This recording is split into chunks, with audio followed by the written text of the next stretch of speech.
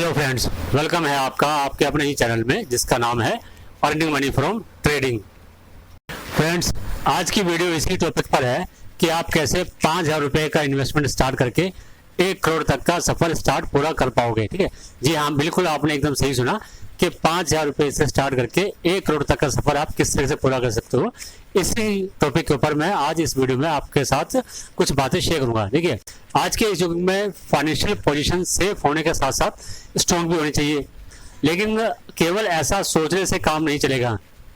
उसके लिए चाहिए प्लानिंग और उस प्लानिंग के ऊपर एक्शन।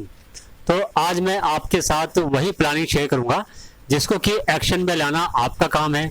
लेकिन अगर आप उस प्लानिंग के अकॉर्डिंग काम करते हो तो यकीन मानिए कि आपको करोड़पति बनने से कोई नहीं रोक सकता। आगे बढ़ने से पहले मैं रिक्वेस्ट करूंगा कि प्लीज़ इस वीडियो को जल्दी से लाइक एंड शेयर कर दीजिए, और अगर आप फर्स्ट टाइम इस चैनल पर आए हैं तो प्लीज़ इसको सब्सक्राइब करना ना भूलें। जब हम बात करते हैं शेयर मार्केट से पैसा कमाने की, तो लोग कुछ सवालों को लेकर परेशान रहते हैं, जिसकी वजह से वो शेयर मार्केट में ट्रेडिंग करके अपने फ्यूचर नहीं बना पाते। जैसे कि मार्केट ऊपर जाएगी या नीचे जाएगी ये नहीं पता, शेयर अभी होल्ड करूं या सेल करूं, ठीक है, कुछ नहीं आइडिया, कुछ नया सीखने के लिए टाइम नहीं है हमारे पास, मार्केट की वॉलेटिलिटी से डर लगता है, ठीक है, इनकम कम है इसलिए ट्रेडिंग नहीं कर सकते, एटसेट्रा एटसेट्रा। लेकिन देखिए, हर किसी की लाइफ में खर्चे तो बने ही रहते हैं और फ्यूचर में ये खर्चे बढ़ते ही हैं, इसलिए कमाई तो बढ़ानी ही पड़ेगी। लेकिन जॉब करने वालों के साथ कुछ और भी प्रॉब्लम्स तो होती है, जैसे कि ज़्यादा रिस्क नहीं ले सकते, ठीक है, जॉब ही प्रेफर करते हैं, इसलिए किसी भी बिजनेस आइडिया को ट्राई करने के बारे में भी नहीं सोच सकते, ठीक है, और आने वाले खर्चों को लेकर परेशान भी रहते हैं। ऊपर से प्राइवेट जॉब वालों की एक टेंशन और है, वो है जॉब को लेकर के, किसी जॉब आज है कल हो ना हो कोई पक्का नहीं, ठीक है, और रिटायरमेंट के बाद कोई पेंशन भी नहीं, हालांकि पेंशन तो अब गवर्नमेंट जॉब में भी नहीं है। तो फिर इन सबका सॉल्यूशन क्या है? देखिए, सॉल्यूशन तो मैं अभी बता दूंगा, लेकिन एक बार सोचिए कि आप जिस तरह से चल रहे हो, क्या उस तरीके से कभी 1 करोड़ रुपए अलग से आप जमा कर पाओगे या फिर 1 करोड़ रुपए बना पाओगे? और अगर हाँ, तो अभी तक आपने कितना रुपया बना लिया है? मैं बिजनेसमैन की बात नहीं कर रहा हूँ, लेकिन मैं बात कर रहा हूँ प्राइवेट जॉब या गवर्नमेंट जॉब करने वाले मिडिल क्लास फैमिली के लोगों की, ठीक है। और अगर अभी तक आप अपने तरीके से चलकर भी आने वाले दिनों में 1 करोड़ रुपया नहीं बना पाओगे, तो फिर माय डियर फ्रेंड्स, इस वीडियो को एंड तक जरूर देखना, ठीक है। ये आपके और आपके जितने भी जान पहचान वाले हैं सभी के लिए बहुत काम की वीडियो है। फ्रेंड्स, जब भी बात आती है फाइनेंशियल प्लानिंग की, तब अजीब से रिप्लाई आते हैं सामने की तरफ से कि यार अरे ये तो मुझे पहले से ही पता है, मैंने कभी ये सब ट्राई नहीं किया, ठीक है, और जैसे कि मुझे इस बारे में कुछ पता नहीं है और मुझे जानना भी नहीं है, ठीक है, हाँ लेकिन मुझे भी पैसा तो बनाना है पर मुझे कुछ जानना भी नहीं है, ठीक है। और भी अजीब से जवाब कि एक बार इकोनॉमी को स्मूथली चलने दो, ठीक है जी, अच्छा सब कुछ सही हो जाए तब मैं करूँगा, ठीक है, या फिर जी कि मार्केट अभी नीचे है एक बार ऊपर आ जाए तब कुछ करते हैं, ठीक है। और जब ये सब कुछ हो जाए तब क्या होता है? तब जी जवाब आता है जी पैसा बचता ही नहीं है इन्वेस्टमेंट के लिए, तो कहाँ से करें, ठीक है, एटसेट्रा एटसेट्रा एटसेट्रा। देखिए फ्रेंड्स, आपकी प्रॉब्लम्स को आपसे बेटर कोई नहीं जानता, ठीक है। हो सकता है कि आपकी कोई जेन्युइन प्रॉब्लम हो जिसकी वजह से आप इन्वेस्टमेंट नहीं कर पा रहे हो, लेकिन अगर आप रास्ता ढूंढोगे तो रास्ता मिलेगा, नहीं तो आपको सब जगह केवल और केवल अंधेरा ही दिखेगा।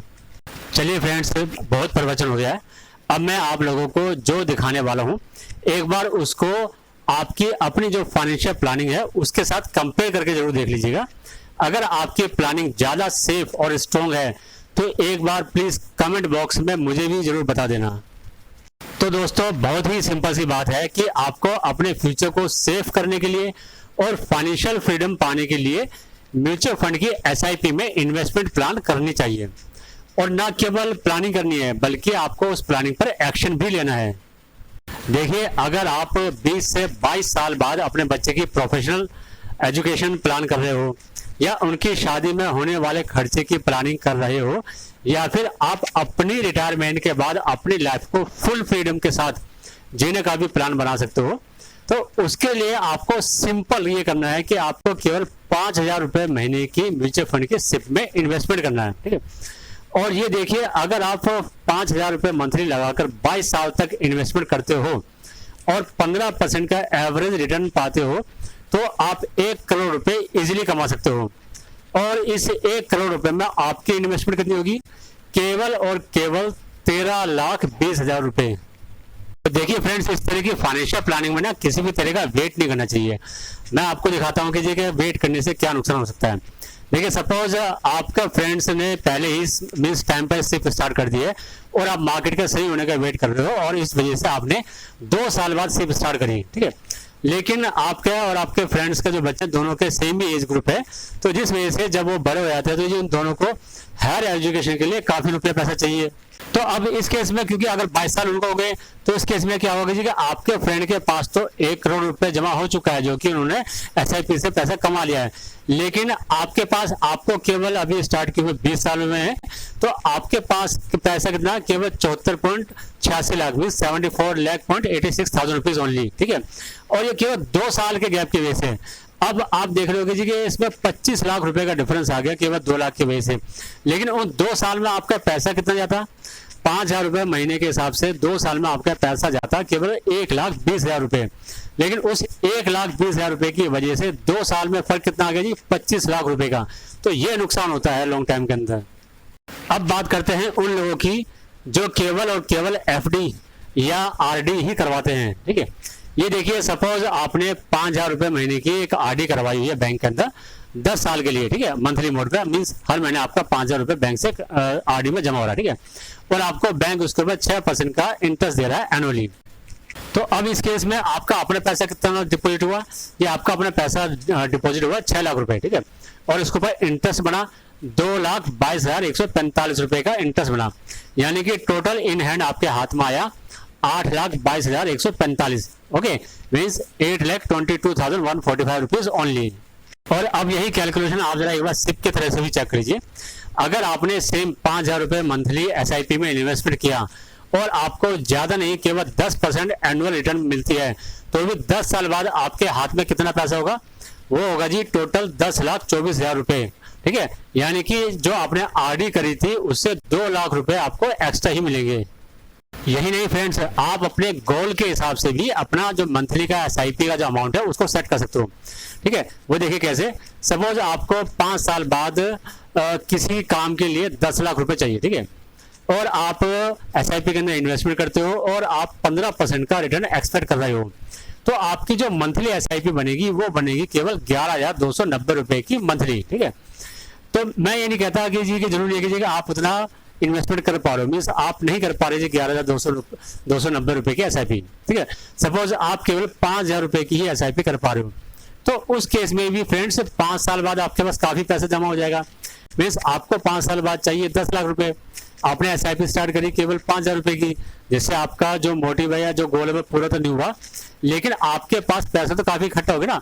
अब बाकी पैसा आप बैंक से या कहीं और से इजीली अरेंज कर सकते हो। और जरूरी नहीं कि आप बड़े गोल के लिए ही SIP स्टार्ट करो, आप छोटे गोल भी बना सकते हो। जैसे कि सपोज जी कि आप चाहते हो कि जी कि बच्चे की 5th बर्थडे पर आप एक पार्टी करो, या फिर जी 5th एनिवर्सरी पर कहीं आपका हिल स्टेशन पर कुछ दिनों का घूमने का प्रोग्राम बन सकता है, ठीक है। तो जैसे आप इस एग्जाम्पल में देखिए, यहाँ सपोज आपको 5 साल बाद 1 लाख रुपए चाहिए, ठीक है, और आप ज्यादा रिटर्न भी एक्सपेक्ट नहीं कर रहे हो, फिर भी 5 साल में 10% की एवरेज रिटर्न के हिसाब से आपको केवल 1,291 रुपए मंथली इन्वेस्टमेंट करने पड़ेंगे SIP के अंदर, ठीक है। और देखिए ये पैसा आप इजीली निकाल भी सकते हो। 1,291 मीन्स राउंड फिगर देखे तो 1,300 रुपीज, 1,300 रुपए का राउंड फिगर आप इजीली निकाल सकते हो SIP के लिए, ठीक है। और देखिए ये पैसा अगर आप बैंक में जमा करते हो तो एक बात तो मान लीजिए कि वहां पैसा रुकता नहीं है, क्योंकि कोई ना कोई काम निकल ही जाएगा और वो पैसा या तो खत्म हो जाएगा या फिर वहां से बार बार निकलता ही रहेगा। ये फ्रेंड्स ज्यादातर जो म्यूचुअल फंड की SIP होती है वो ओपन एंडेड फंड में ही लगती है, ठीक है। तो इसका मतलब ये होता है कि आप अपने फंड को कभी भी स्टॉप करवा सकते हो, कभी भी उसमें से पैसा रिडीम यानी कि सेल करवा सकते हो, ठीक है। और कभी भी आपको अगर वो फंड बढ़ाना है तो आप बढ़ा भी सकते हो या फिर कम भी करवा सकते हो। लेकिन क्या क्या अगर आपने SIP स्टार्ट करवा दी तो वो आपके ऊपर कंपल्सन नहीं है, पर अगर आपकी हैबिट बन जाती है और आप हर महीने उस फंड के अंदर इन्वेस्टमेंट करते रहते हो तो आपका एक तो पैसा भी बच रहा है, दूसरा ये पैसा सीधा SIP के अंदर जा रहा है तो आप उसको जल्दी से निकालोगे भी नहीं, और इसी वजह से आप अपने बाकी खर्चों को भी उसी तरीके से मैनेज भी कर पाओगे। और एक बात और जरा बड़े ध्यान से समझ लीजिए फ्रेंड्स, ध्यान से सुनना मैं जो आप बोलने वाला हूँ, क्योंकि ये बात आपको हमेशा काम आएगी। देखिए फ्रेंड्स, हमारी जो कंट्री है वो अभी डेवलपिंग फेज में है, और इस फेज के अंदर गवर्नमेंट ये कोशिश करती है हमेशा कि जी ज़्यादा से ज़्यादा लोग पैसा बैंक से निकाल करके अलग अलग एसेट क्लास में इन्वेस्टमेंट करें, ठीक है। जैसे कि आपका इक्विटी मार्केट हो गया, या फिर जी आपका रियल एस्टेट हो गया, या फिर जो अदर क्लासेस है, ठीक है। इसलिए आने वाले सालों में इंटरेस्ट रेट और भी डाउन ही होता चला जाएगा, ये बात आप ध्यान रखना। आने वाले सालों में इंटरेस्ट रेट हमारी कंट्री के अंदर कम ही होगा, ठीक है। और क्या पता गवर्नमेंट जो प्रोविडेंट फंड के ऊपर जो अभी इंटरेस्ट मिलता है उसको भी आने वाले टाइम में, आने वाले सालों में और भी कम कर दे, ठीक है। तो इसका मतलब ये हुआ कि जी कि आप जो एफडी या आरडी से जो आपको जो इंटरेस्ट मिलता है उसके बिहाफ पर आप इन्फ्लेशन से तो नहीं लड़ पाओगे, ठीक है, बल्कि आपका जो पैसा उसकी वैल्यू ही कम हो जाएगी। तो अगर हम उस पॉइंट से भी देखते हैं तो जी आपको कुछ ना कुछ इन्वेस्टमेंट तो एसआईपी के अंदर भी करके जरूर रखनी चाहिए। मैं ये नहीं कह रहा कि जी कि आप बैंक में बिल्कुल पैसा मत रखिए, बैंक के अंदर भी आपका कुछ पैसा होना चाहिए जो कि इमरजेंसी में आपको इमीडिएट काम आ सके। लेकिन ऐसा नहीं है कि जी आप सारा का सारा पैसा केवल बैंक में रख करके एफडी या फिर आरडी ही करवाते रहो और बाकी एसेट क्लास को बिल्कुल ही भूल जाओ। अब बात करते हैं कि जी कौन से म्यूचुअल फंड में पैसे लगाएं। देखिए ये बहुत ही सिंपल है। आप जब गूगल पर सर्च करोगे जी बेस्ट म्यूचुअल फंड, तो जैसे आप ये सर्च करोगे तो जी Moneycontrol, Value Research, ET Money, Economic Time, तो काफ़ी वेबसाइट्स ओपन हो जाएगी। आप इन वेबसाइट से अपने रिस्क एपेटाइट के अकॉर्डिंग और अपने गोल्स के अकॉर्डिंग अलग अलग म्यूचुअल फंड की स्कीम चेक कर सकते हो, या फिर आप किसी फाइनेंशियल एडवाइजर या म्यूचुअल फंड डिस्ट्रीब्यूटर की हेल्प भी ले सकते हो। बस एक बात ध्यान रखना कि शॉर्ट टर्म की रिटर्न देख करके किसी भी फंड में पैसा लगाने से आपको बचना चाहिए। मीन्स पैसा लगाने से पहले ये देख लीजिए कि उस फंड ने जो लॉन्ग टर्म के हिसाब से क्या रिटर्न दी है। अगर लॉन्ग टर्म की रिटर्न आपको सही लग रही है तो ही आप उसके अंदर पैसा लगाने की सोचिए, क्योंकि लॉन्ग टर्म का मतलब है कि मार्केट में आने वाले जो डिफरेंट टाइम पे जो फेस आए, कभी डाउन फेस कभी अप फेस, मार्केट के अंदर जो वॉलेटिलिटी आई है उस सभी को वो जो फंड है वो डिस्काउंटेड कर चुका है और उन सारे फेस को निकाल चुका है। उसके बाद वो अभी भी कायम है और रिटर्न दे रहा है, तो वहां पे आपका इन्वेस्टमेंट आपका थोड़ा सेफ रहेगा। अब हो सकता है कि आप में से बहुत से लोग अभी भी ये सोच रहे हो कि क्या म्यूचुअल फंड में इतना रिटर्न आता है। तो देखिए फ्रेंड्स, मैं आपको मनी कंट्रोल से SBI small cap mutual fund की रिटर्न दिखाता हूँ, ठीक है। आप इसको खुद से भी क्रॉस वेरीफाई कर सकते हो। देखिए इस फंड की 10 साल की जो एनुअलाइज्ड रिटर्न है वो है 26.12% और पिछले 13 साल की जो एवरेज रिटर्न है वो है 20.55%, ठीक है। आप इसी तरह से और भी अलग अलग म्यूचुअल फंड की स्कीम्स का रिटर्न चेक कर सकते हो। वो आपको इजीली वेबसाइट से आराम से आप मतलब चेक करोगे तो आपको इजीली मिल जाएगा। देखिए मैं इस वीडियो में किसी भी फंड या किसी भी वेबसाइट को प्रमोट नहीं कर रहा हूँ, ठीक है, और ना ही किसी भी म्यूचुअल फंड स्कीम को आपको एडवाइस कर रहा हूँ। ये वीडियो केवल एजुकेशनल पर्पज के लिए है, आपकी नॉलेज को बढ़ाना ही मेरा मेन मोटिव है। इन्वेस्टमेंट के लिए आप अपने फाइनेंशियल एडवाइजर से एक बार कंसल्ट जरूर कर लीजिए।